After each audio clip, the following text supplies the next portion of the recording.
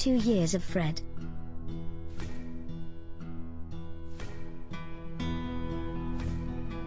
New splash screen, Fred trying to hide his erection from the viewer.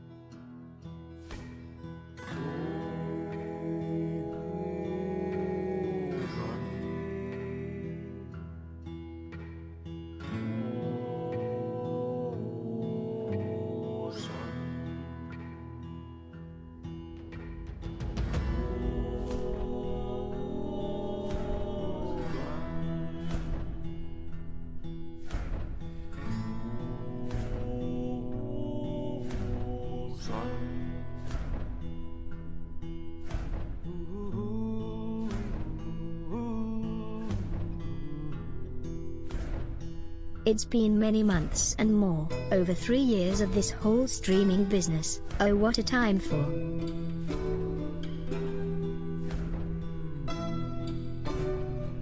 It's been quite a thing, hasn't it?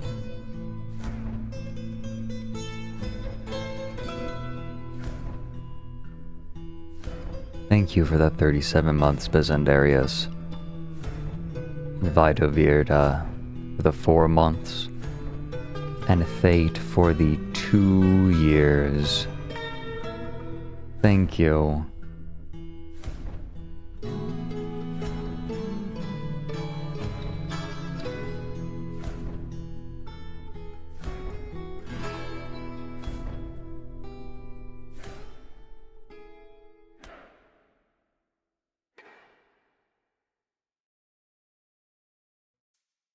Oh, hi.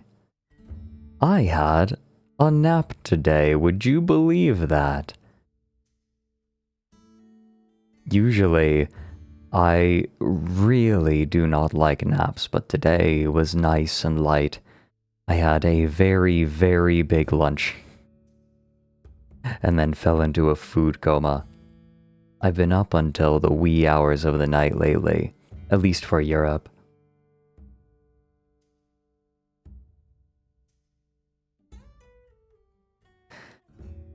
Oh, I was up late on Friday because I was doing the campaign for Siren's charity stream, which turned out very interesting. Did not go the way that I was suspecting, but fortunately, I think I was prepared enough that it turned out okay.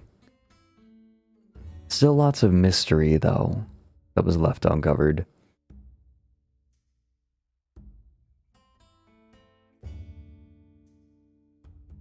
I know what rollback netcode is. I don't know what a Daigo parry is, though.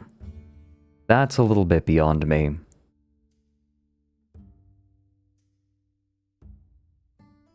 But yes, you might have noticed if you were up late, or were American, I suppose, I was GMing for Siren's tabletop event. During my shift, we raised, what was it? I'm trying to remember. Was it 5,000? Or was it 3,000? I was very tired by the end of it. Because then I was up and raided into our newest member of ASTRALINE at 7 a.m. So I wasn't... I did not sleep until 7:30 a.m. on Friday. I was very tired. B is small. I like B. Beatrice is delightful. She's very, very sweet. But also very, very self-conscious. 18 months. I am now the proud mother of 2 adorable balls of feathers. They will, of course, be thrown at the wall. Owlets love being thrown at walls, right? T-owl Yes, throw, they do. T-owl throw. There are 10 kinds of people in this world, those who can read binary and those who can't. That's a classic one. Thank you very much for the 35 months. BB Lycon. small, tape to wall. Thank you for the bits, Blind Archer. Yes. Ooh, wait a minute. Ugh, I don't know. I don't know that we'll ever have the opportunity to raid her, which makes me a little bit sad because that is a very good raid message for her. BB small, tape to wall. BB small, tape to wall. And thank you as well for the 18 months, the length of 2 pregnancies. Thank you, Mooney. Hey, Mom, I'm okay. I just had to stay up late for a couple of stream things.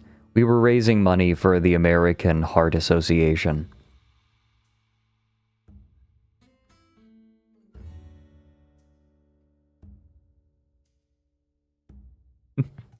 That was important. Always a blast to be a part of this community.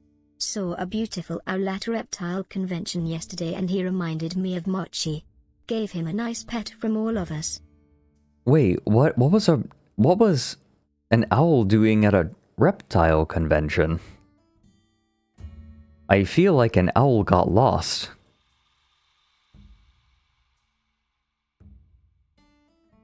Thank you for the buffet. Okay, fair enough. Thank you for the 37 months, Bunchy Gummy. Goodness. And Pepper Mage for the 32. Goodness gracious. Thank you so much, everyone. Hey, Corey.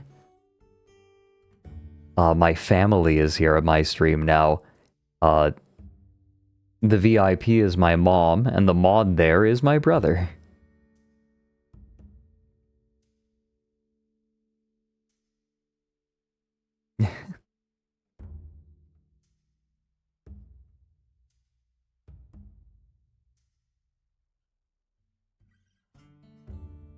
I love you, Corey. The finaler battlist. Was that the final battle or the finaler battlist? I can't remember which one was which. Oh, hey, you're here too. Yeah.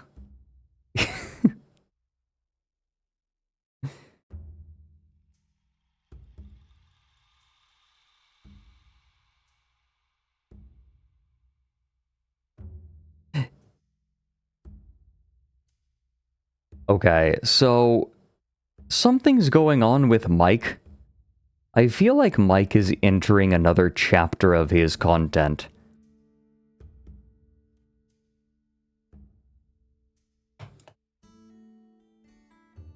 And a large part of it involves a photograph of me. Like he uploaded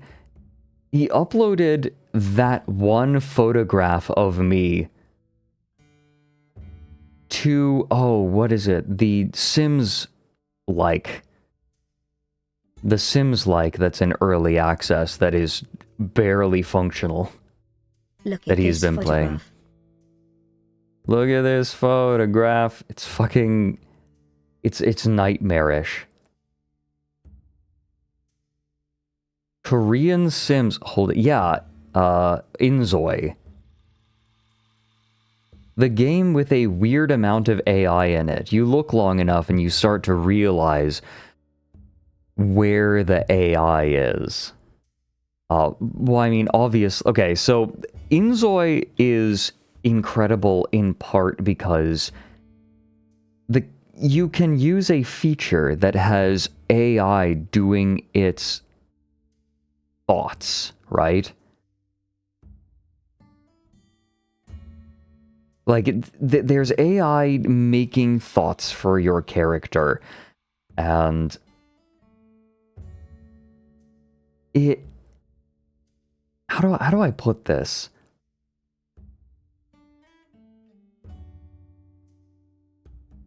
It's uncanny. And clearly whatever they're thinking is supposed to influence their actions, but because because this AI is so weird and uncanny, things quickly fall apart.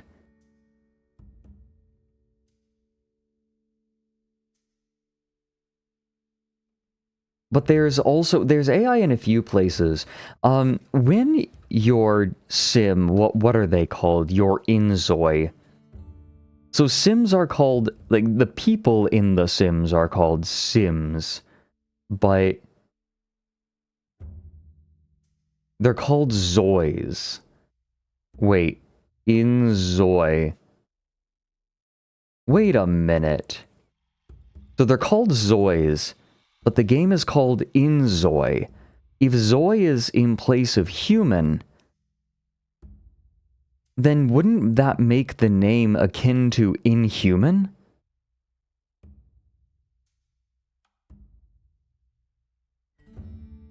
Inhuman.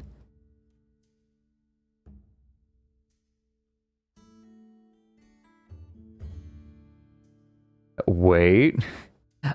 Is that purposeful? Oh dear, Natu, thank you for the bits. And Spicy Lizard for the 2 years. Goodness, thank you.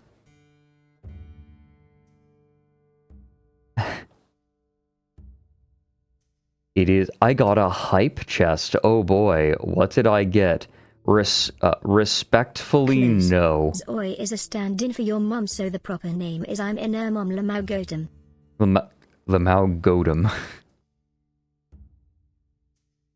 Thank you, Chocolate. Level 3, 69%. Oh, really? I'll take it.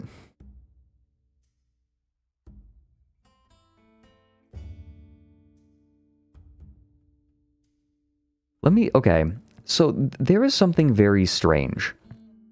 Now, Mike was saying this game, you know what, let me just pull up Mike's stream real quick. I think that the best way to show it is just to literally show it. Literally show it. Oh, no, what the heck? Aww, I'm in Mike's suggested channels while he's offline. So it pulled up my stream when I went to his stream. Aww. So this...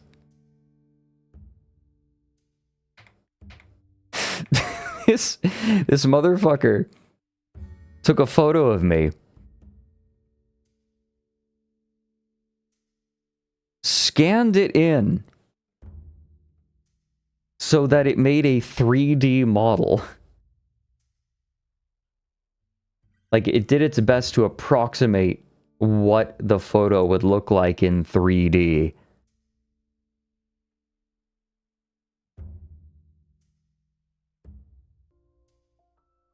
And did this.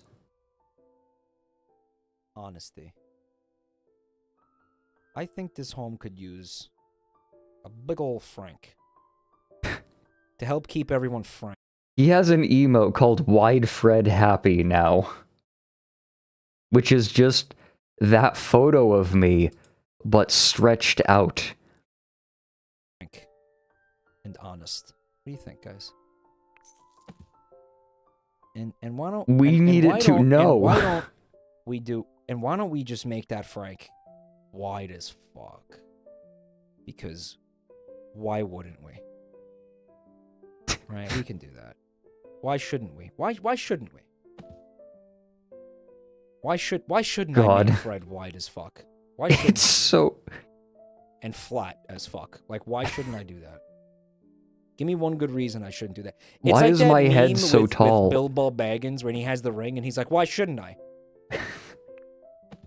Why fucking shouldn't I? Why shouldn't I make him long and weird? That's true, I am And responsible move for this so vegetables. This is payback. It is kind of steaming, isn't it? Why is it steaming? God damn this game. No, you dumb bitch. Make him wider. No, I want him wider. It does have an aura. God.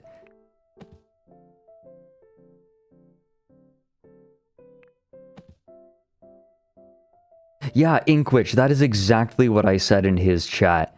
Oh, I literally said that. Yeah, Mike is making a fucking Lovecraftian he just bas watches relief over out of him, my like, face. He's like Big Brother in here. Like, bas reliefs are just a thing that shows up in Lovecraft all the time for some reason. Maximum wide. We are at maximum wide, believe it or not. So, Yeah, just that's not weird. That's fine. Sure.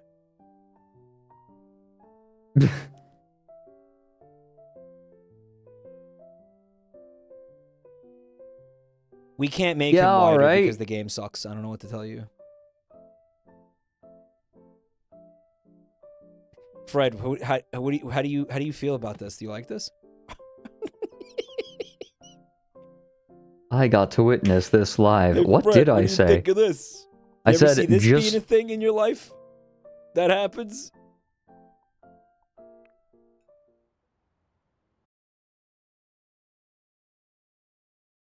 kayfabe ruined forever. It's already been ruined. I am literally a VTuber operating under my name. What do you want? Kayfabe was never an option for me. Hey, Avis.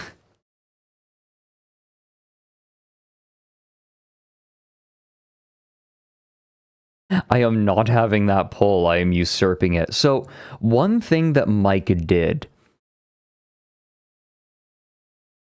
was he added JD Vance for some godforsaken reason, because people keep doing edits online of JD Vance as like a round boy with a lollipop. Like they keep doing the Charlie Kirk thing.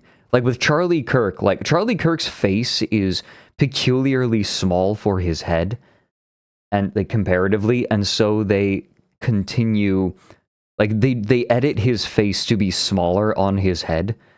People are doing a very similar thing to JD Vance, where like he kind of has a baby face, and so they just keep making his cheeks and his face rounder. Sometimes he has a propeller beanie, yes. What do you mean those aren't edits? Yeah, this is the problem. Yeah, you see there he is. There he is.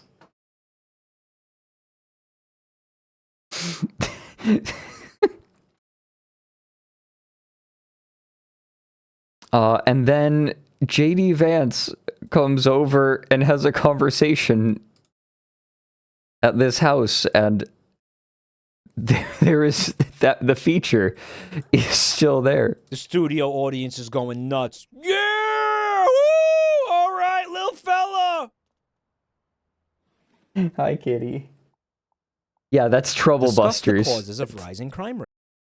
Okay, so this is where the AI of the game kind of starts to worm its way to the surface.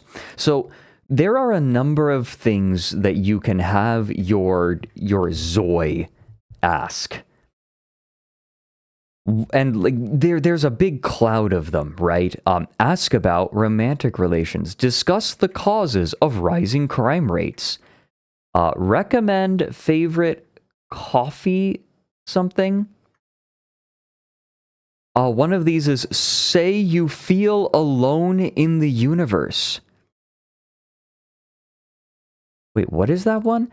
Discuss revised Animal Protection Act. Oh, recommend favorite coffee beans. So I suggested that these are AI generated, right?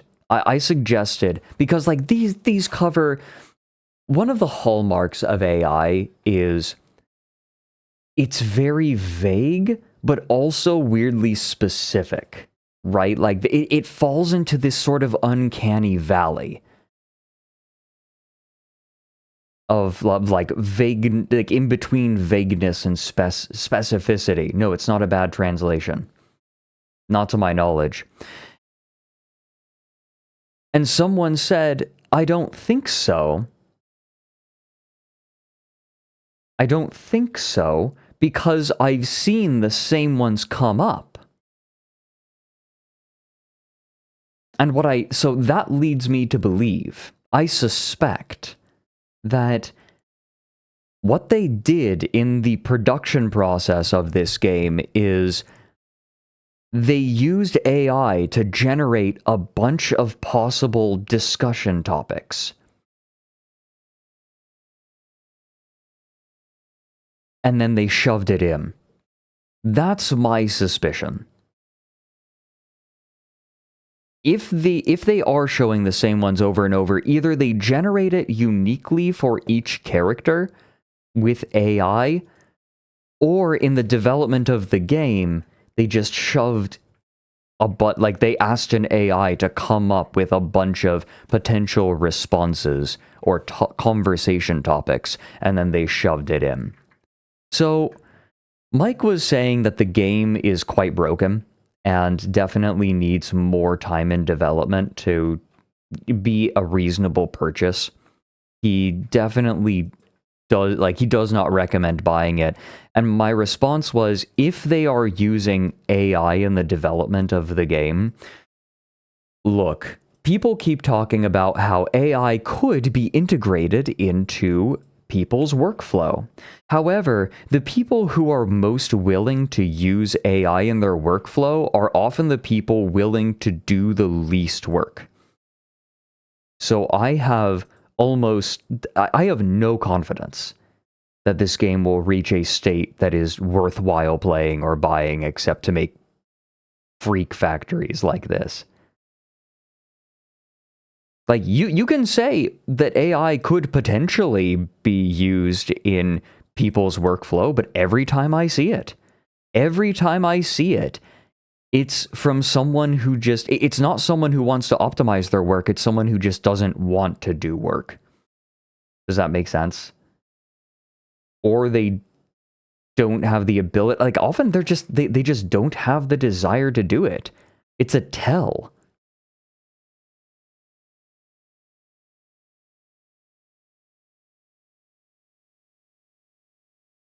Like, there are okay, here's an example, right? Visual artists can use tools in digital art programs. And there are lots of artists who use those tools to their greatest effectiveness and still work quite hard. AI, on the other hand, I see someone use it, and I never see it used for anything else. Like, I never see it used by someone who actually is trying to optimize their work, or knows what they're doing, at least.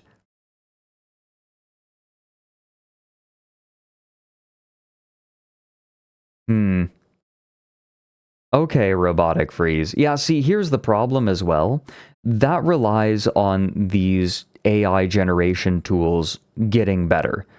And we've hit a plateau. Silicon Valley's hit a plateau. They are not getting better.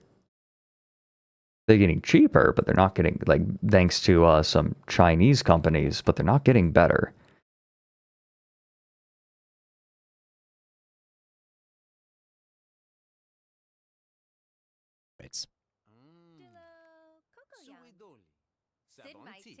Oh god, Q. Here. Dude. Discuss the future of... Oh yeah, look. One of these is, discuss the future of cryptocurrency. Say to humbly accept the fate one is given.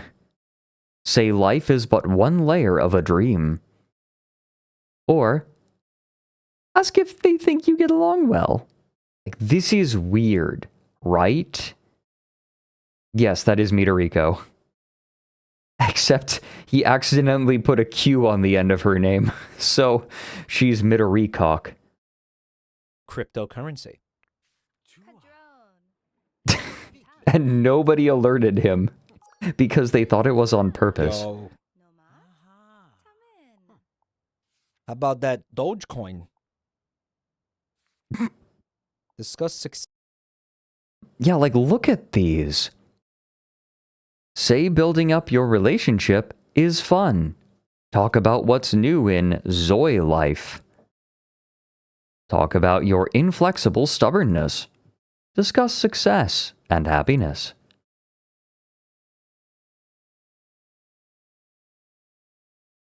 I mean, these naturally can come up, I guess, but... Yeah, detective, it does feel like it came from a prompt. I think it's because they're so long. Like, this is the thing. It's because this is the way prompts tend to Hello, have a write in nice lists. stream. Oh, thank you, Nicholas. Thank you for the 15 months. Welcome back in. And did I say thank you? Like, did I thank you, Robotic Freeze, for the 100 bits? Thank you. This is the way that Gen AI makes lists, right? Talk about your inflexible stubbornness. Talk about recently played games. Success and happiness. It's not that they're nonsensical, it's that they're strange. Strange enough to stand out.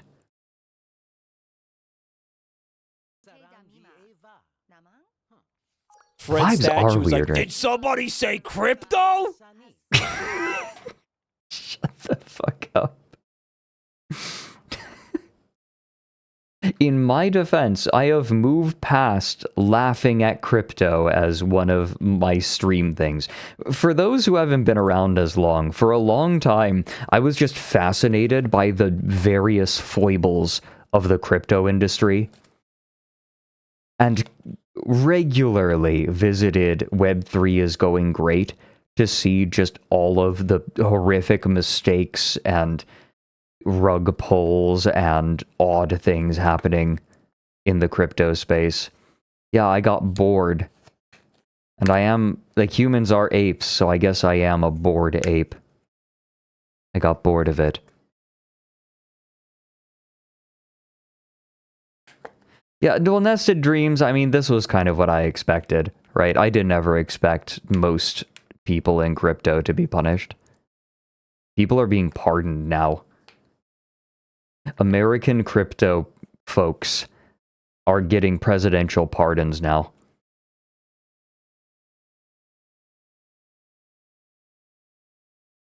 Oh yeah, they're just using... Oh yeah, Tigress. They are using the bottom of the barrel usage for this generative AI. SBF hasn't been pardoned yet, but he probably will be if I had to guess. My voice keeps cracking. Yeah.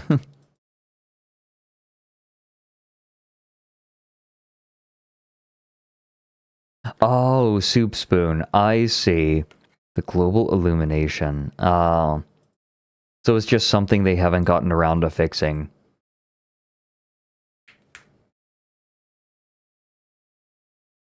So they do not... They're on-device solutions.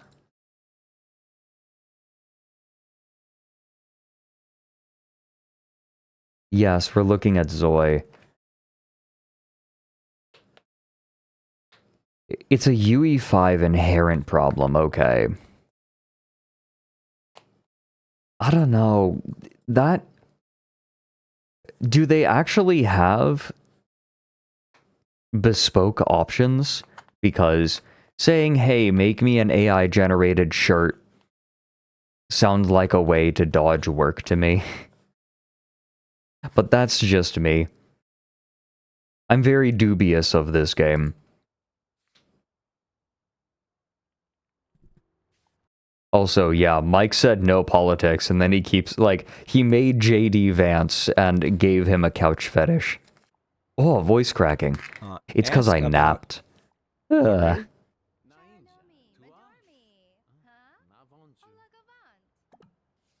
Whoops. That's not something I share with others. Vance, stop being a fucking pussy, dude. Fuck, man. What a fucking loser. Fuck, I hate him.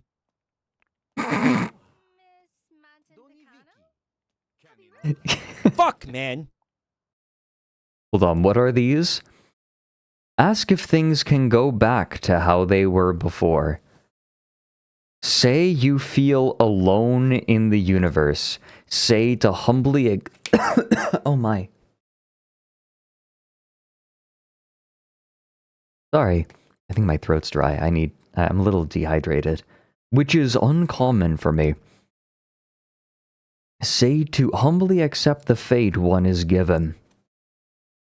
This is getting distressingly close to the rationalist. I've been listening to Behind the Bastards talk about the Zizians. I'm starting to wonder. Talk about Rocco's Basilisk. Rocco's Basilisk? Oh, thank you. Thank you for the gift subs, anonymous gifter, to Crypto Fred and JD Vance Real. I, for some reason, doubt that this is actually JD Vance.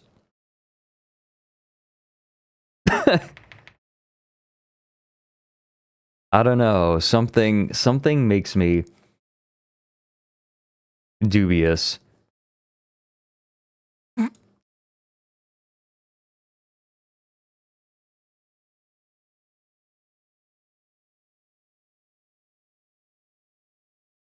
It's a thing AI bros are scared of. Yeah, don't worry about it. Yeah, the rationalists effectively, it reinvented God. And you'll go to hell if you don't believe in him. They didn't just reinvent Pascal's wager, they reinvented Calvinism. It is incredible. Aw, Chocolate, thank you for the bits. Usually there's something cursed attached to it. Did you accidentally press enter? As I say this, Chocolate literally says, shit, I meant for there to be a message with that. I knew it. I know you, Chocolate.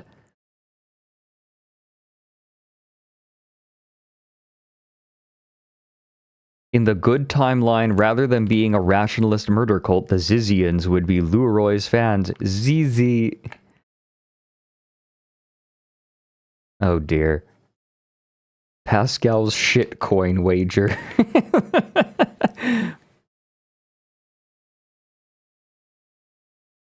Oh my, you know what? My throat is very tickly. Okay, here's what we're going to do. Mom, can we have God? Honey, we have God at home, the God we have at home, Zizians. Yeah. No, Angel Tazdevil, if I had the throat tickler, I would not... Or I guess, yeah, if you have a tickle in your throat. Okay, I am coughing. I desperately need fluids. So what I'm going to do, especially if I'm going to keep talking, I'm going to be back in like 2 minutes. I'm going to make some tea. Hang tight, everyone. Oh my god, my throat's cracking too. I'm dehydrated.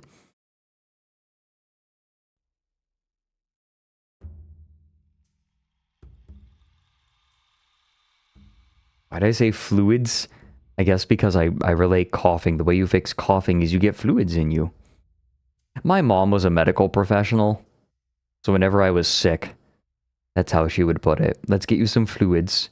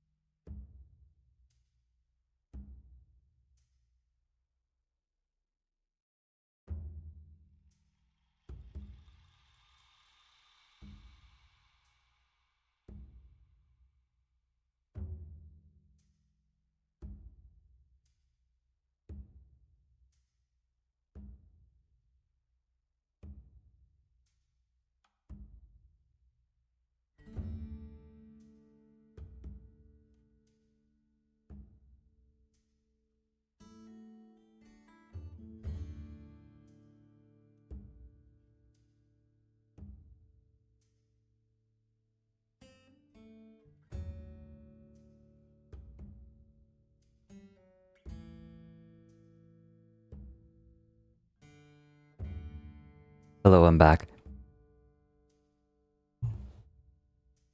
Oh my god, did this spiral out into a discussion of the Zezians? Is that what happened? Tial Froggy Omegal Oklahoma Omegal Oklahoma Omegal Oklahoma Omegal Oklahoma Omegal Oklahoma Omegal Oklahoma Omegal Oklahoma Omegal Oklahoma Omegal Oklahoma Omegal Oklahoma Omegal Oklahoma Omegal Oklahoma Omegal Oklahoma Omegal Oklahoma Omegal Oklahoma Yeah. Oklahoma Omegal Oklahoma Omegal Oklahoma Omegal Oklahoma Omegal Oklahoma Omegal Oklahoma.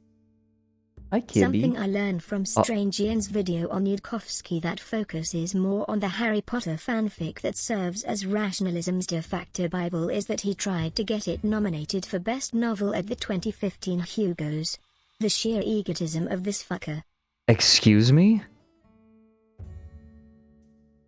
Wait, Strange Eons has a video on Yudkowsky. I do know that the fundamental text of The Rationalists is a Harry Potter fanfiction.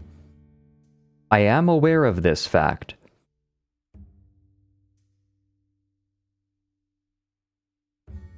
What is it, from the Less Wrong? Like, they're from the Less Wrong forums, right?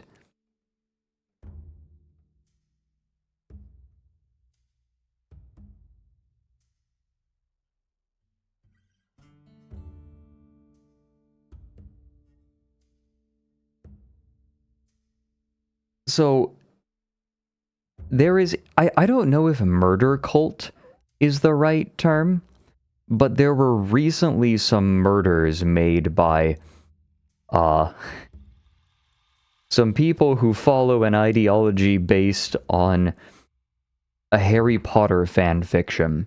Rationalism.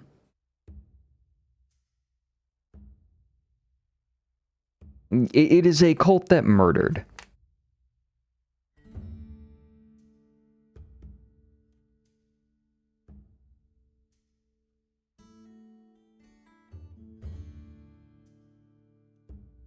So, part of their philosophy, again, very Calvinist, they believe if that you are willing to inflict horrible violence on people, then you will never have to fight. Right? Like, this is a philosophy that is made... How do I... Like, it's made by people who have very clearly never actually been in a fight.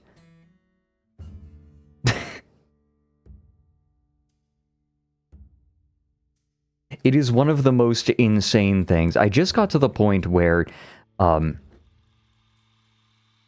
main culprit, for whom the Zezians is named after,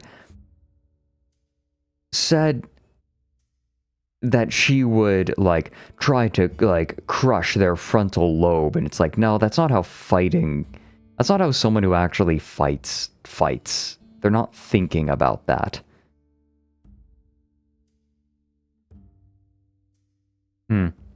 Yeah, Lucia, exactly.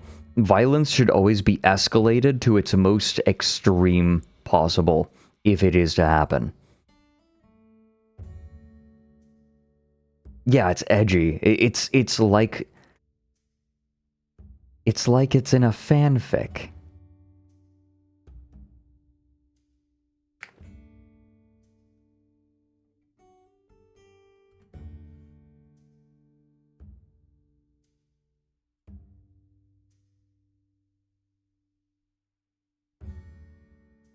Shoot them in the right testicle.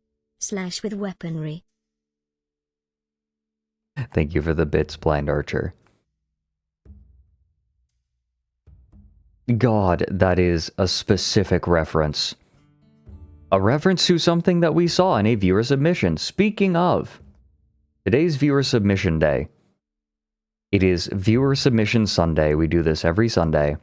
If you have a video or a post that you would like shared with the stream, then use the submission form that is pinned at the top of the chat, and it'll go through our viewer submissions. Our vetting, our community vetters.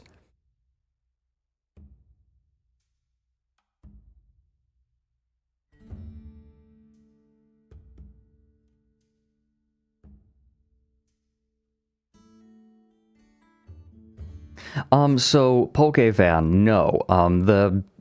It is cleared every time.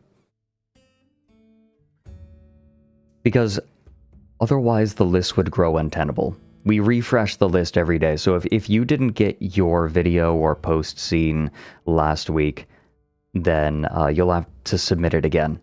Yeah, you can absolutely resubmit something. There is no problem with that.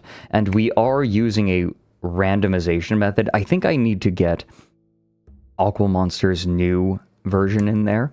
My throat. Hold on.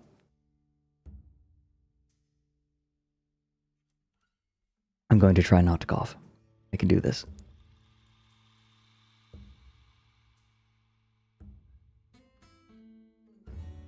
We are using a randomization method, so no matter when you submit yours, if it is approved, if it is seen and approved, then it is just as likely to appear as anyone else's. So it doesn't matter if you came in late or early.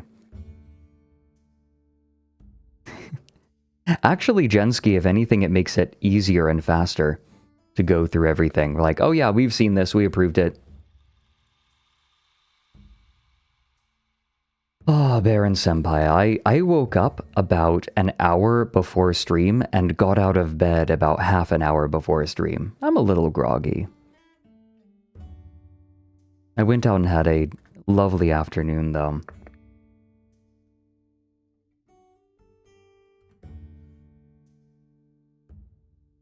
I woke up late, but I had a very big combined breakfast and lunch. I had yauza. What? Sorry, that's a dialectical Aufschnitt. So cheese and cold cut meats and spreads. And I also had a salad with it. It was absolutely delicious. Oh yes, it's very Austrian. I had a very, very Austrian lunch / breakfast.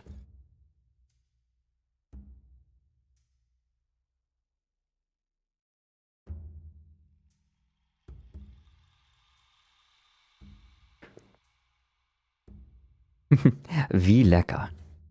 Sehr lecker. I filled myself. I also had some very nice wine. So I have run into a problem. The wine here is very good, but I don't drink. So I am settling for just getting wine when I go out. Like, I like wine, I just don't drink enough to get a bottle to bring back. No glycol to my knowledge. Either way, I tend to enjoy more sour wines. Tart wines.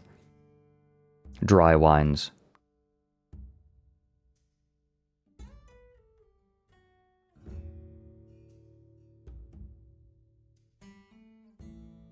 Snaky, they do not. We still refresh the list every time. See, Neomania, the problem is that I open the bottle, and then, well, I have a limited time to drink it.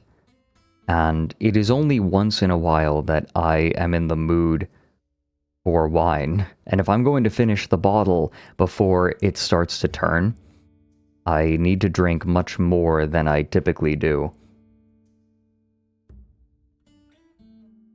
Oh, I really enjoy Muscatella. I enjoy Sauvignon Blanc. What else? I had a what herb they called it, or something. Thank you, Zeus.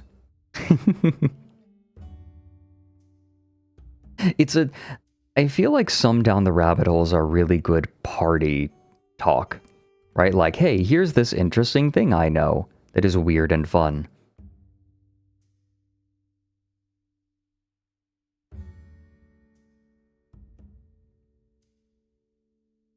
Oh, that's so fancy, Jordan. Oh, Protector of Jam, thank you for gifting a sub to VTuber Feet Licker. Subs are still 30, like gift subs are still 35% off, right?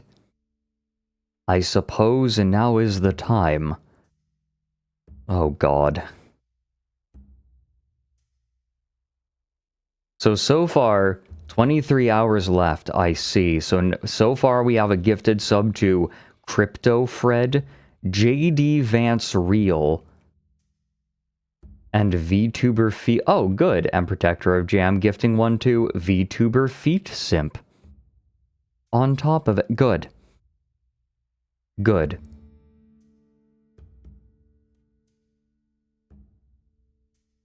No, this is good. You realize that when the user Feet was gifted a sub, they actually came into the chat, right? Yeah, Ompuko is being sidelined. Where's the hoof simp? Hey, Ompuko.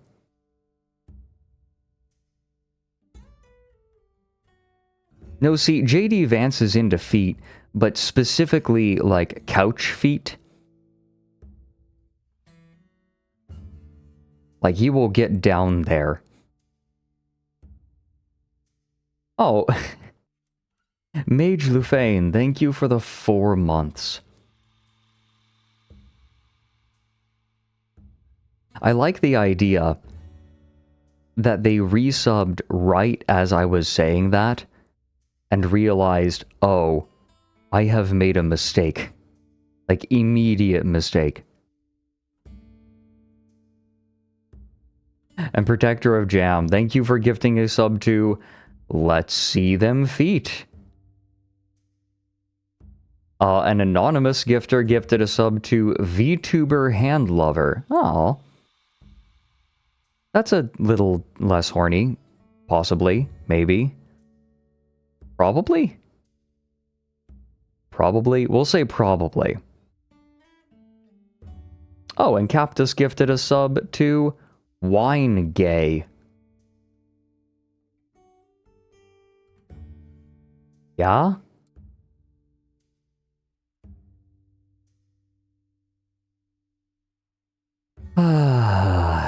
Just as horny, yes. But perhaps...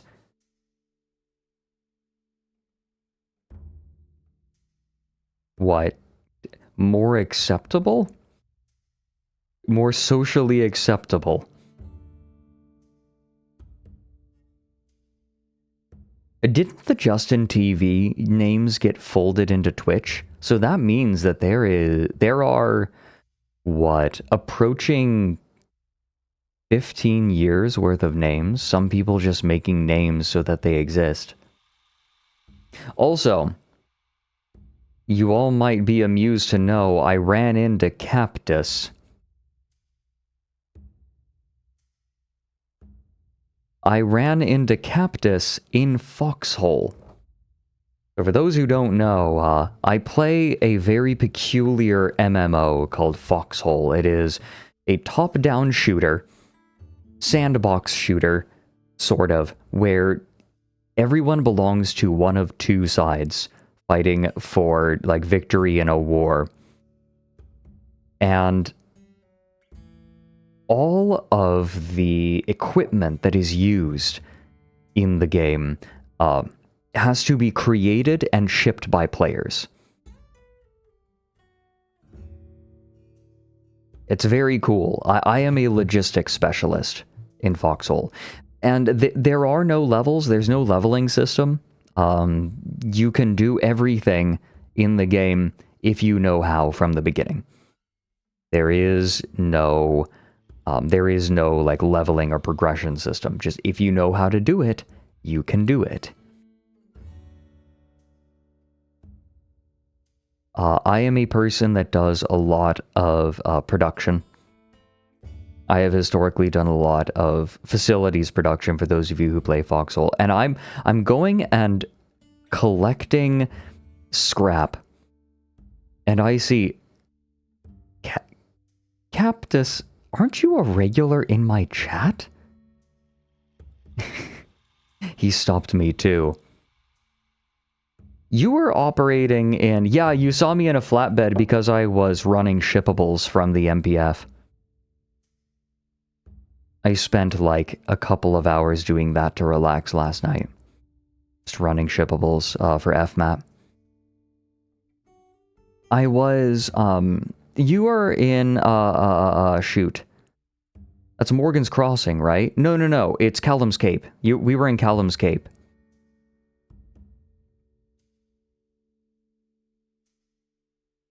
Callum's Keep, specifically.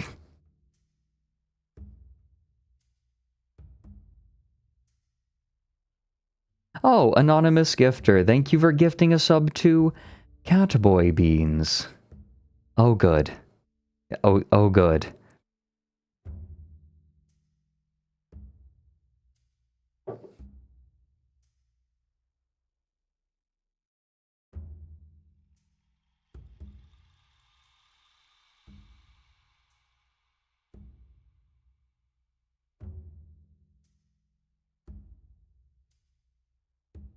Oh, the perfect gift to describe what happened.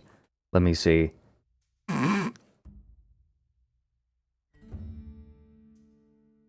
Yeah. This is pretty accurate, I would say. Yeah.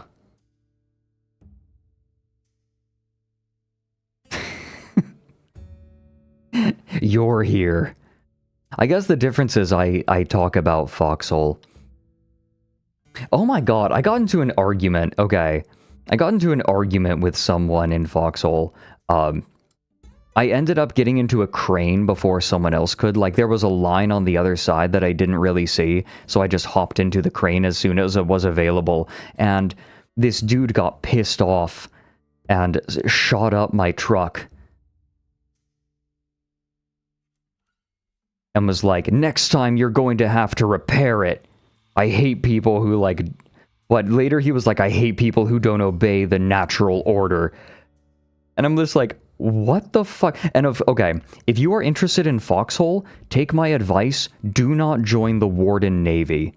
WN with the in the Wardens. If you join the Wardens, do not join the Warden Navy.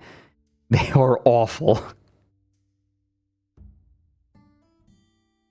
He shot up my truck, and I just said, dude, you take this game so seriously. He said, I don't take the game, like, I take my time seriously, right? That was his argument. It's not that he takes the game seriously, it's that he takes his time seriously. To which I responded, then why the fuck are you doing logistics in Foxhole?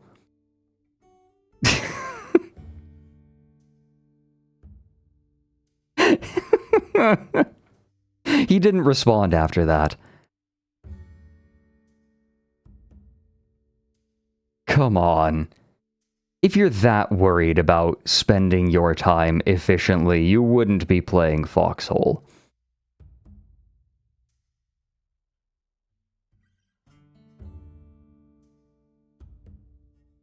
I couldn't tell you, Julius. I'd need to look at production chat. Also, hey, thank you, an anonymous gifter, for gifting a sub to Works.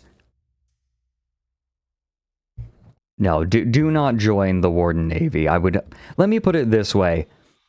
You do not see a lot of high-rank people in the Warden Navy. They're mostly very new players.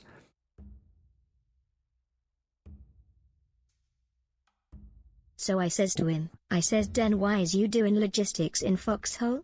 The entire crowd at the bar laughs uproariously. Chalklad, nobody responded. in fact, the lack of response was the noteworthy part, but thank you for the bits.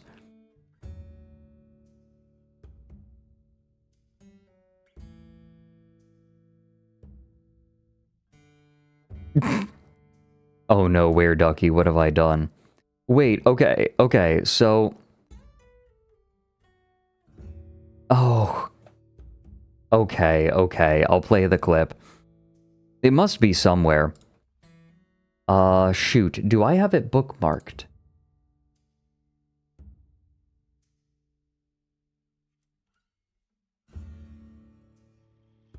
I think I only have it bookmarked on my old PC. Ender sent it to me. Maybe I can scroll through quickly.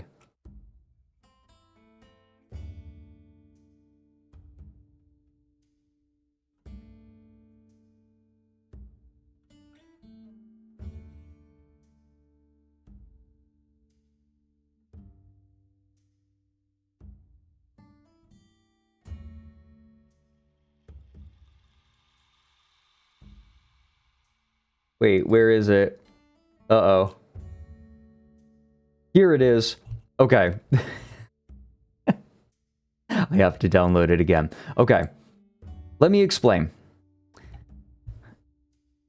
Foxhole is a game. Okay, yeah, I am extending the timer. You have a little bit more time to submit any posts that you want to potentially be seen.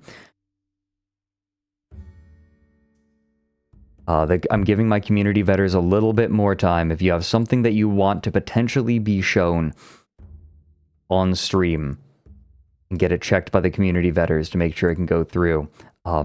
Make sure to submit it now. You're getting a little more time because I need to explain what Works is, the Works incident. So, Foxhole is a very interesting game. It is a sandbox top-down shooter, like I said, where everything has to be made by players, and there are resource fields. Some of these resource fields contain resources that are very important for more advanced things. And frequently, right, you can make your own facilities, your own buildings to process these materials into other materials that are needed for larger, big, fancy toys.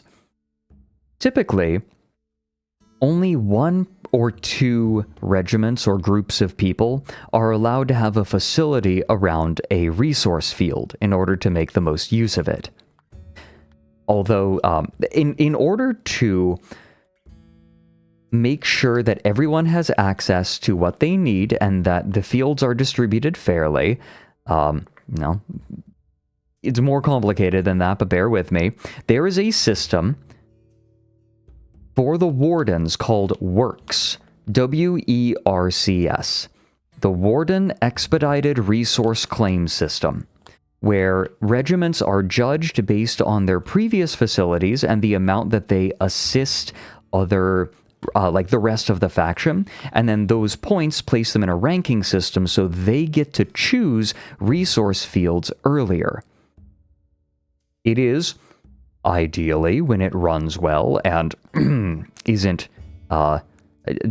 have problems with nepotism, it works, right? It's better than anarchy. When it runs well, it works. It just works. You can see that this is something that people have punned a lot. King. Thank you for the 35 months, JJ. Oh, and Kanruli, thank you for the 5 months as well. Hey, awesome possum. Yeah, I walked in on him playing Foxhole. So, it makes sense.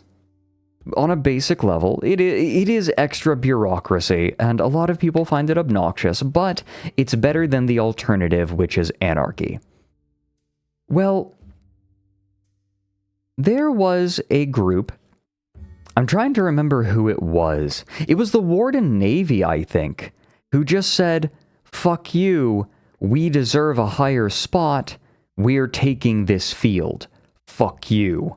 Like, understand that the Warden Navy are just perennial dickheads. Like, consistently, nobody likes working with them that I've talked to. Nobody likes working with the Warden Navy. Yeah, they took it from Turbo. Why are the Warden Navy dickheads?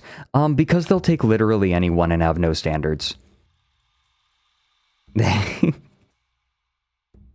They have no standards. You go to their Discord, write slurs everywhere. Like, they do not bother.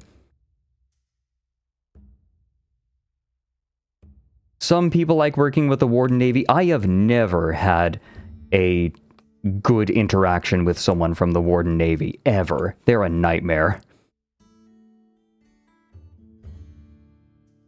I've never had a good interaction with someone from the Warden Navy. The ideal Warden Navy interaction for me has been they drive by and don't say anything, and I don't hit them with, like, our cars don't run into one another.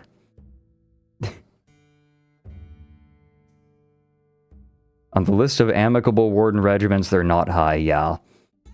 Blech. I would absolutely recommend someone getting into Foxhole. Yeah, Foxhole's a great game. But anyway, Warden Navy decide that, you know what? Fuck you. We don't like where you put us on the... They have zero tolerance for any form of bigotry. They remain on the blacklist for their refusal to apologize for the past. Gotcha, Ender. Thank you for the bits. Okay, that must have been a recent development.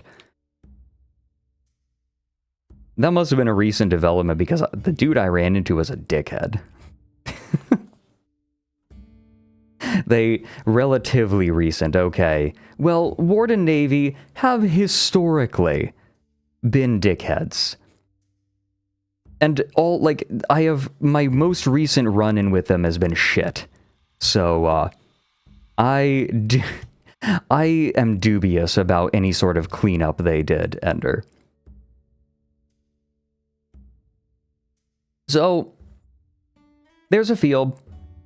Warden Navy is a part of Works. They decide, actually, we don't like the result of working in this, and so we're just going to take the field.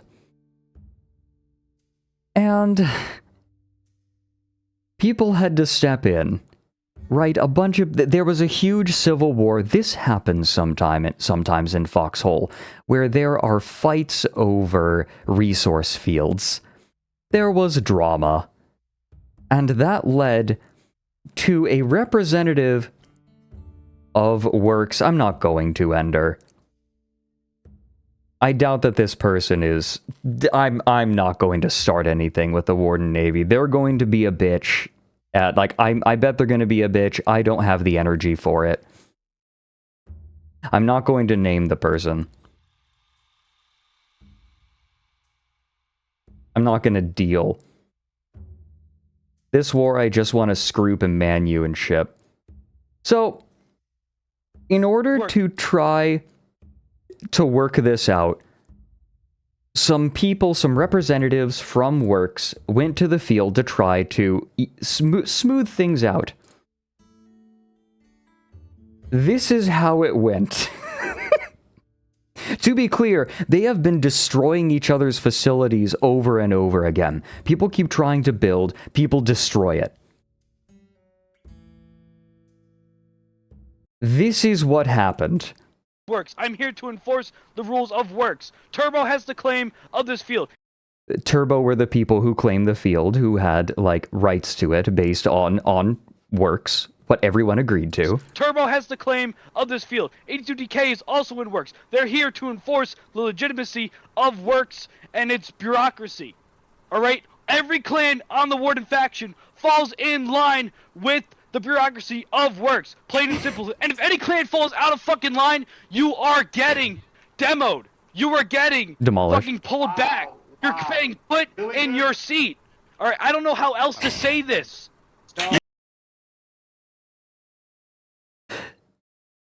This is objectively very funny.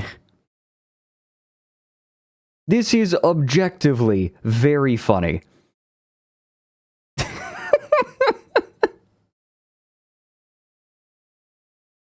So, somebody decided to make an edit. Works. I'm here to enforce the rules of Works. Turbo has the claim of 82DK is also in Works. They're here to enforce the legitimacy of Works and its bureaucracy. Alright? Every clan on the Warden faction falls in line with the bureaucracy of Works. And if any clan falls out of fucking line, you are getting demoed. You are getting fucking pulled back. You're getting put in your seat. Alright, I don't know how else to say this.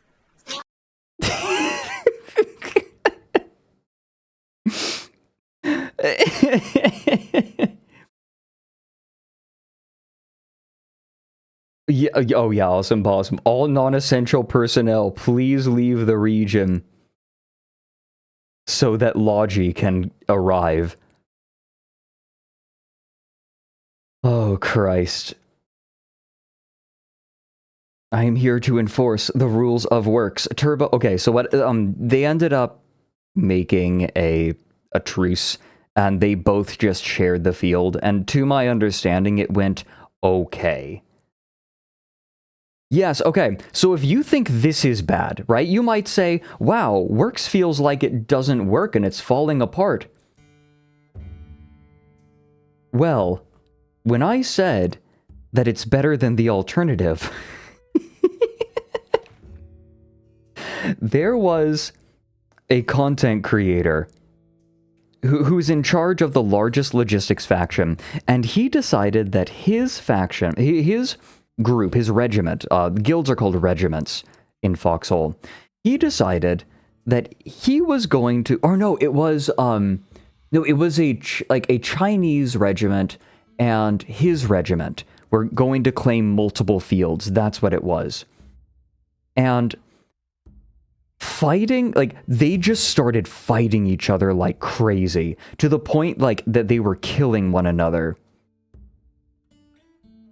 Warden Navy glutted themselves on the labor of Turbo. Ah, that sucks. Warden Navy are bigger.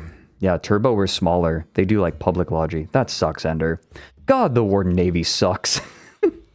I don't believe that they've cleaned up their... I don't believe it. I'll believe it when I see it. I'll believe it when I see it. Warden Navy are dicks.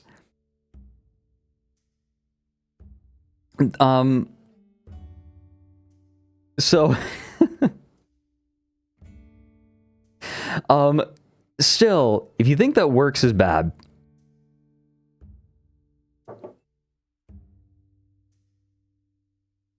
TL dumpy, TL dumpy, TL dumpy, TL dumpy. Thank you for the 3 months, Magic Carpet. See, a couple of... So there are two sides, the Wardens and the Colonials. The Colonials don't seem to have any... They are much more informal about the way that people claim resource fields. And so when two clans decide that they want a field, that can very quickly result in a civil war, where people are fighting each other on the back lines. They're fighting their own faction. Now, a Chinese regiment and one of the larger, if not the largest, logistics regiment on the colonial side both claimed the same fields, right? This Chinese regiment wanted multiple fields. And it was Winter, right? Winter was the creator. They just could not reach an agreement, to the point that the Wardens felt bad for them, and Works representatives went over to the colonial side to help resolve the problem. The Warden bureaucracy went over to the enemy colonials to help them work out their bureaucratic shit. That's how bad it got. This went on for like a week. There were fields, facilities that were just not working for the most part for like a week. Of the, like, and wars will typically last only a few weeks. They were on Sigil already as Warden guests, and the fallout got into the Discord channels. Oh my god. That is incredible. That's why they decided to help. Thank you, Possum. By the way, Possum's a great streamer. Go and, can we give Awesome Possum a shout out? They're delightful. Now, there's a content creator. Yeah, WLL, who do not use Sigil, disregarded their claim. Yeah, Ender has the specifics. ACA, the Chinese regiment, wanted a third coal field, which is greedy. That is very greedy. I do not know how you...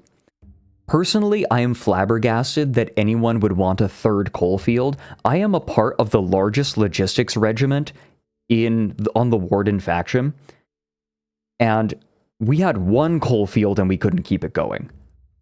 I don't know how you do 3. I don't know how you use 3. That is wild. Yeah, Ender. Our coalition... Okay, I did not know that. Yeah, Mercy Battle Group. Our 5-regiment coalition will be using 1 coal field. 1. These guys wanted 3. What the hell do you do with 3 coal fields? That is too much. There has never been a regiment that can use 3. So, WLL are just like, yeah, we don't respect that, and we're going to take this coal field. So,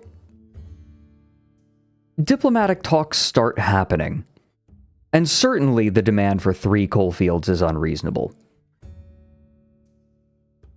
However, I joined in and listened in on some of the diplomatic talks. Allow me to elucidate 2 data points for you. 1. Cronus Winter, who was the person in charge of trying to make the diplomacy work and smooth everything out. He was being... The way that he was talking did not sound like he was looking for an expedient resolution to the problem. That is the first data point. The second data point I would like you to consider is that during this drama, he was getting massively inflated viewership and gifted subscribers.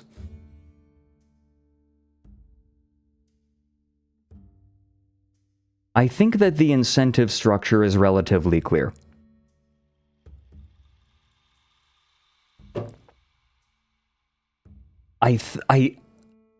Reminder, this civil war went on for an inordinate amount of time.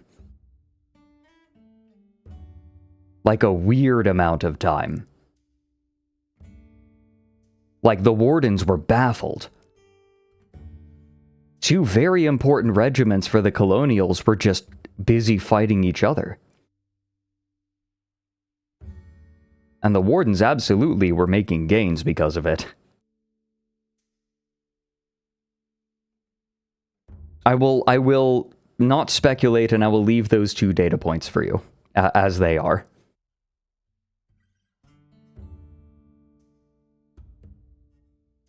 Oh yes, Hans, I just got done talking about works.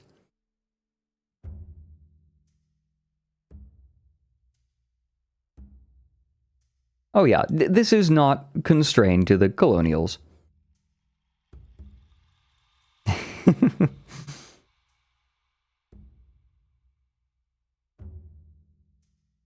Yeah, if you want to get into logistics in Foxhole, I am in a logistics regiment called FMAT, who specifically does public logistics. Like, we do stuff so your regular everyman can play, making sure that our lane is supplied. Oh, awesome possum. FMAT man good. Is that... My understanding is that FMAT, our regiment, has a... we have a reputation even for the Colonials. Like, even the Colonials like FMAT. Yeah, people respect us. We have a fair bit of respect. We're a very venerable regiment, and pretty well respected.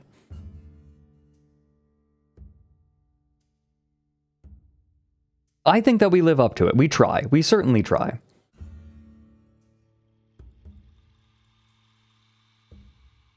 Wait, there was a small warden civil war in Speaking Woods? It's because there's so little scrap, isn't there? Isn't it? Like, scrap feels very scarce in Speaking Woods this war. Over an oil field. Oh, okay.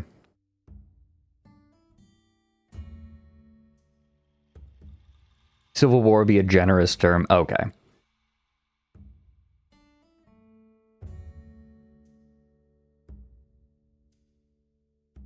Anyways, I love Foxhole so much. Foxhole is great. I'm talking about all the drama, but Foxhole is a wonderful, wonderful game. There is a big update coming very soon. I would recommend, like, I would 100% recommend Foxhole, even despite all of this. There is nothing like it. There is truly nothing like it. It was just two Reggies shooting at each other and yelling insults. Okay. Yeah, we are getting airborne. Yeah, we are getting airborne stuff in Foxhole very soon. No, Hamwich, it's just the two factions. There are two servers. There's Abel and then there's Charlie. Charlie is the less serious server. I remember hearing in the voice chat about a regiment who was pretty mid. You know, didn't do a ton on Abel on the main shard. Then they went over to the secondary shard, Charlie, and they became gods. Just they developed a reputation just because, you know, Charlie's the chill one.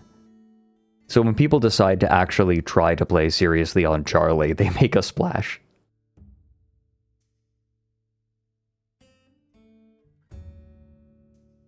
Oh yeah, Ender. We're trying to get the video done for July. But I mean, no promises. Zero promises. Do not take that to heart. We might have to do another different video next. It's about, like, you know, production comes first. But we do have a new animator brought on. Arc is subcontracting an animator.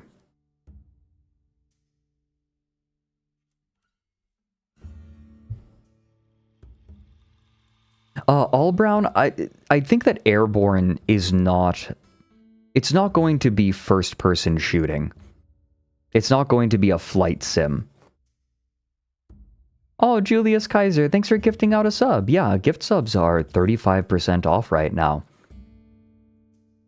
We are eating into our video time.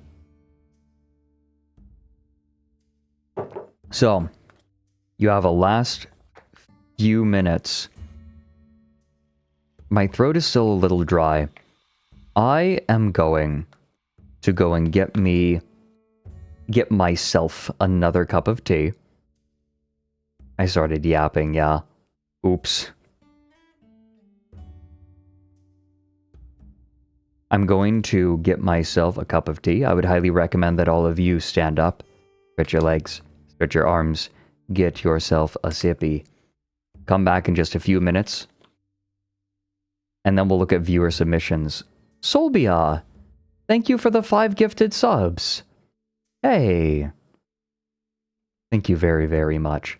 The yapping is cozy. The yapping is standard. Yapping just happens.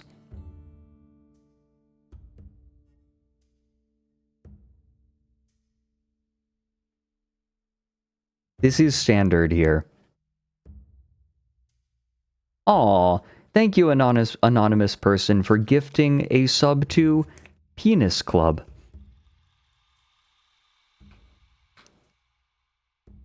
For those who don't know,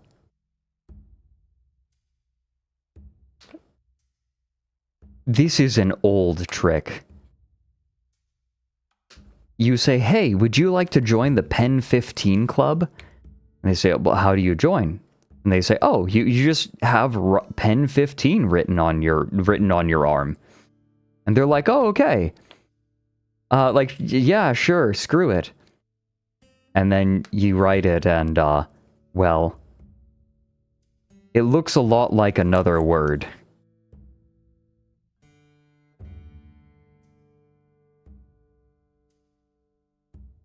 You want to know something funny? a student in my my middle school, pulled this on one of my teachers, one of my cool teachers.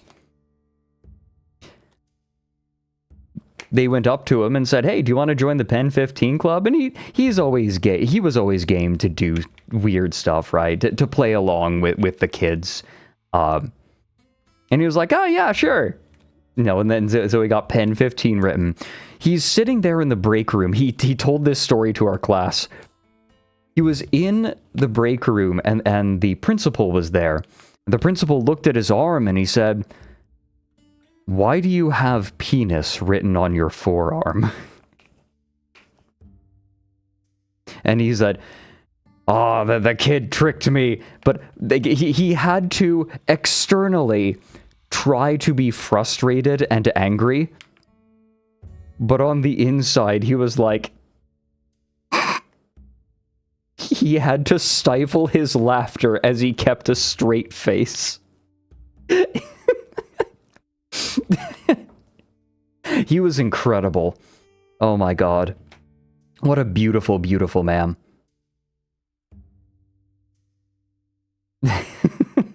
He was still one of the best teachers I've ever had.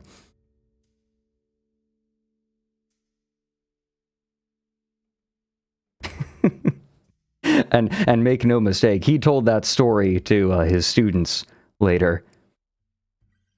Yeah, he taught Japanese. He had lived in Japan. He was white, but he had lived in Japan for a while. Then he came back. He married, and then he and his wife and his kids came back to America, and he taught Japanese. It was very much not textbook Japanese. It's like, all right, here's what you need to know to actually speak Japanese, like conversational Japanese. You'll know enough to pass your exams, and you'll actually be able to speak. That was his goal. He was amazing. I miss him. But I miss him, but that's a story for another time. We'll be right back, everyone. I would recommend you all stand up, stretch your legs, stretch your arms, get yourself a sippy. I'm going to run 3 minutes of ads to make sure that nobody coming in has to look at pre-rolls. We won't start again until the 3 minutes are up. You won't miss anything. Be right back, everyone. And then we'll start with viewer submissions.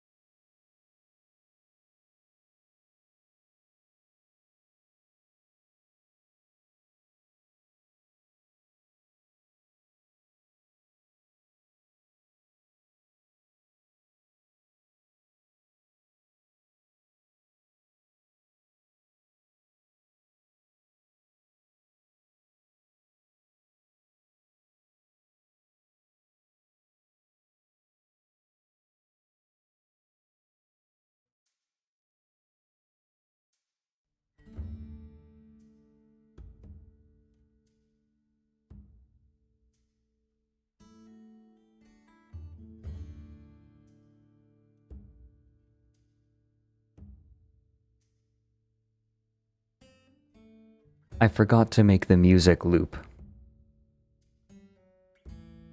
Oops.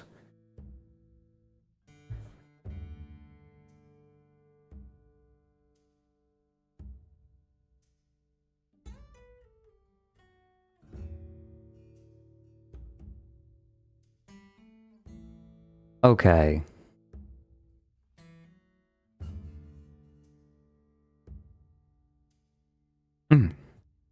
I have my tea. Random question. Is Ina Dream Barbecue on your radar? It is. I was thinking about playing it this week. Maybe tomorrow.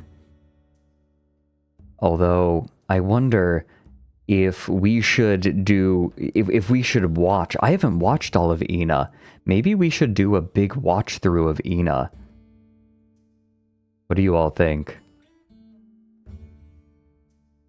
Should I do that before playing the game? Ina is very interesting.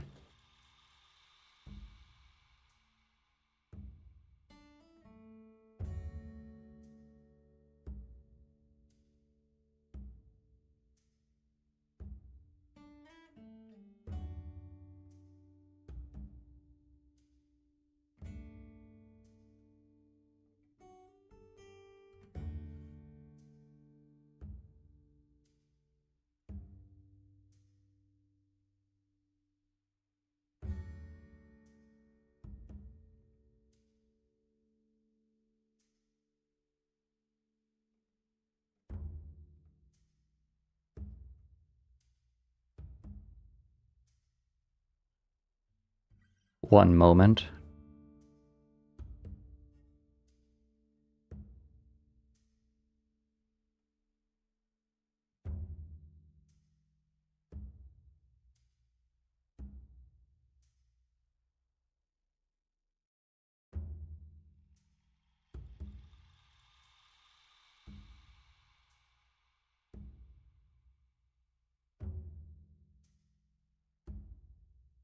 Okay.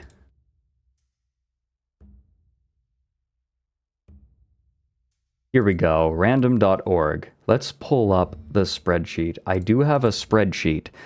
Hey, community vetters, you said that we're doing all right, right? Oh, anonymous gifter, thank you for giving a sub to Urethra Cactus. God.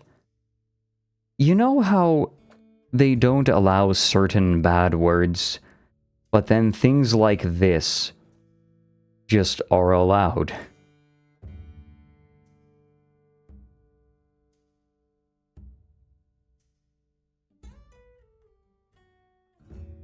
Got you, Ender. Thank you.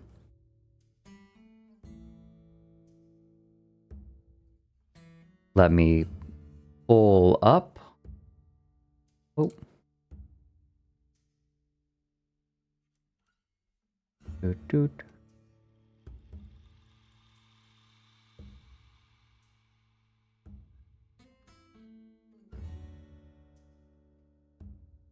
Here we go.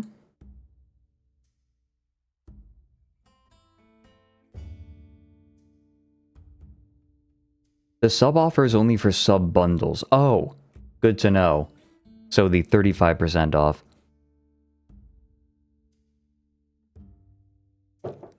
It only applies to sub bundles. Okay, 281. Oh, we have a lot of submissions today.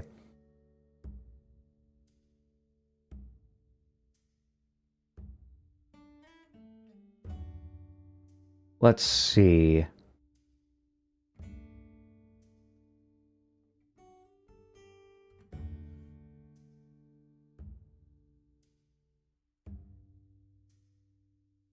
Here we go. Okay.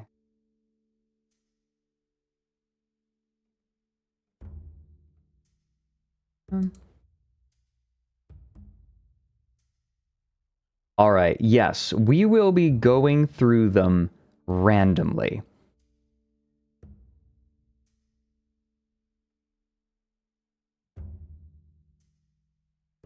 Wait, what the heck? Pick.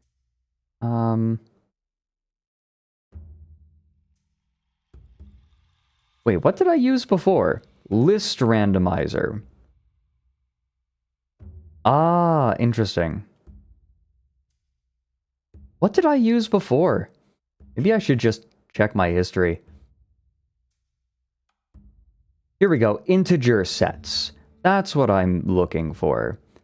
Wait, no it's not. Sequences? Yeah, here we go.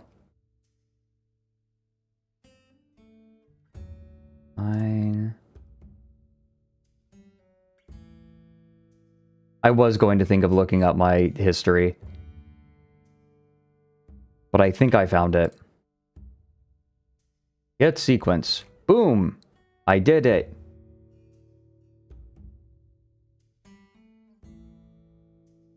I am good.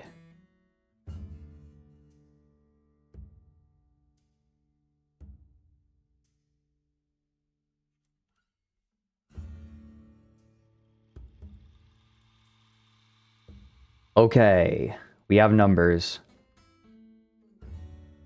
Number 1. Oops. Number 1 is from Caldero, and they just said, good advice.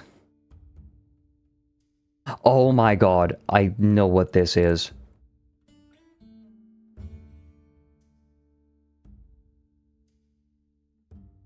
This is excellent. When you have a bad day, give up. Go home and sleep. Fuck it. Try again tomorrow. Not every bad day can become a good day.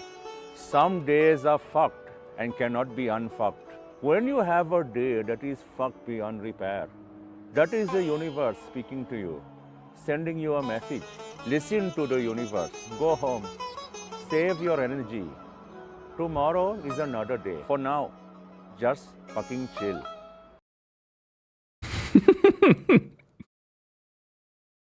Come. Oh good, a very thoughtful message for your 27 months of subscription. Thank you, Niniol.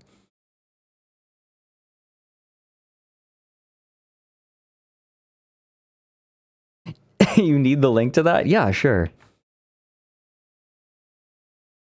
This is from Masood Boomgard. Honestly, I think that days that are truly that fucked are not super common. However, there are some days where it really is best to just throw in the towel. Now, something bad happening on a day doesn't mean that the whole day is fucked. We'll do that one more time, that's too When good. you have a bad day, give up. Go home and sleep. Fuck it. Try again tomorrow. Not every bad day can become a good day. Some days are fucked and cannot be unfucked. When you have a day that is fucked beyond repair, that is the universe speaking to you, sending you a message. Listen to the universe. Go home. Save your energy. Tomorrow is another day. For now, just fucking chill. For now, just fucking chill. The sitar does sell it. It's true.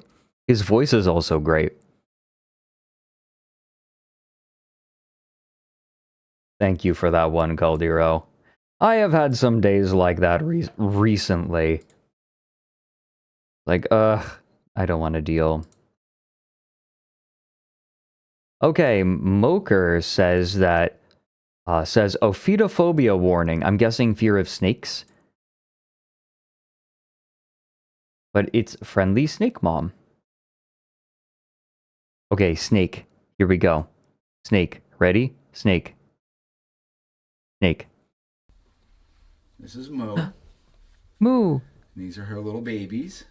So Moo Aww. is bonded with her babies, and I'm messing with her babies, and she still is really tolerant. But she knows that I'm not a bad thing, so she's tolerating me playing around with her little babies. And this is really Aw. interesting because this goes against what she's pre-programmed. So instinct is to protect the eggs at all cost with her life, and there's no reason for her to tolerate me. But I'm also working with the fact that I have a wonderful relationship with the snake. She's very socialized, so she knows what people are.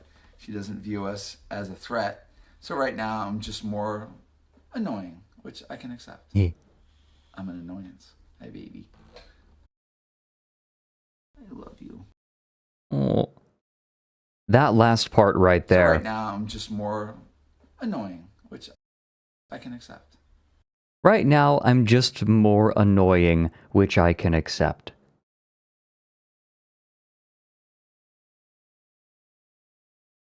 Potential sound alert material, question mark? Right now, I'm mostly just annoying, which I can accept.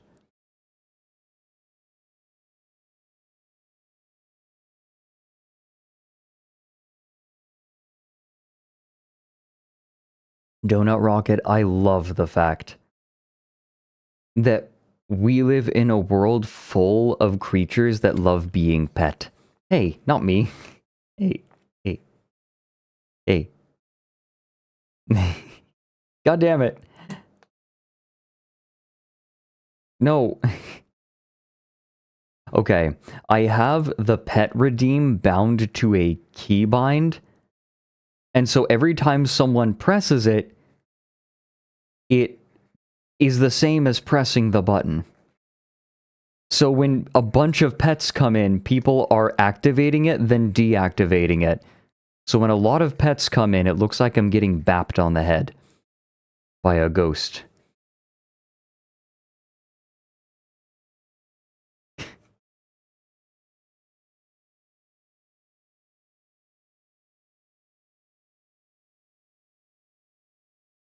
A three-fingered ghost? How many fingers are on that hand?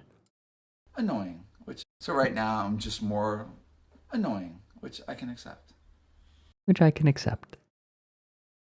I am annoying sometimes, but I can accept that. Ah! Oh, the flappy ears on my model, they're tied to my eyebrows. So whenever I furrow my eyebrows, or move them at all, then they move.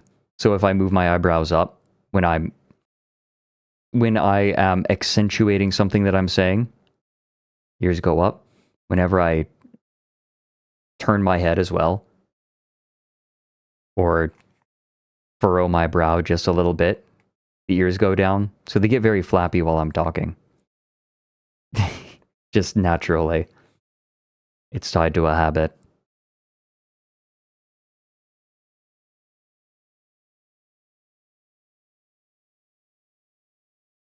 Donut Rocket, that is cruel. I'm not a furry, he gets pet by ghost hands, yay, sure guy. Whatever you say. Thanks for the bits. Now shit, give me your bits and shut up. No, thank you. Oh my god, definitely a cat. Does anyone else remember those ear headsets that were supposed to read brainwaves?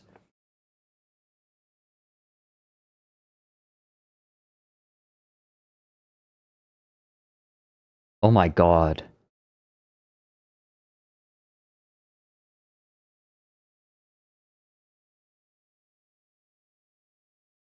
Did they ever go away? They just read forehead muscle movement. That sounds more likely to me. What do we have next? Randomly selected. Soliba has a video for us from Vinny. Oh, that's Rancid. Freak Bob X Squid Squirtword. It's a Vinny clip with an animation. Oh dear. Inerrancy. Inerrancy.